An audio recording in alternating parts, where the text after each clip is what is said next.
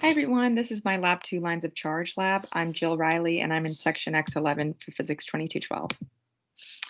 The introduction to this lab is that procedurally, its content branches off of the previous lab charge tapes where you can see two tapes of assumed equal charge are held against one another so that one piece essentially floats above the other, and you're trying to determine the charge of this second piece.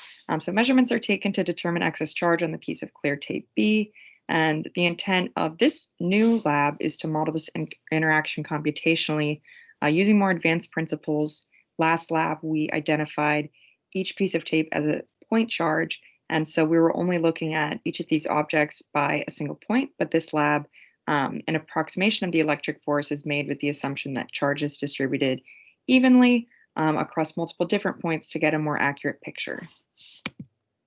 So some applicable physics principles. Newton's second law, F equals ma, is how we are looking at the piece of lab tape 2, and Newton's third law, equal and opposite reaction for every action. We also bring in the superposition of electric fields, and this idea is that net electric field is a vector sum of each point charge's electric fields of individual charges. So my data measurements and observations, my tape length was 2 meters or 0.02 meters. Tape mass was 2e negative 6 kilograms. Float distance was 0.015 meters. This is the distance between tape A and tape B. And the gravitational force magnitude was 1.962 e to the negative 5. And the electric force magnitude on floating tape B was 1.992 e negative 5. So here you'll see my glow script code. I utilized the starter code from the Lab 2 assignment document. And this code called for nested for loops and made a diagram of an estimated model. And I used n equals 10. So I said the model of the charge if it were evenly distributed to 10-point charges.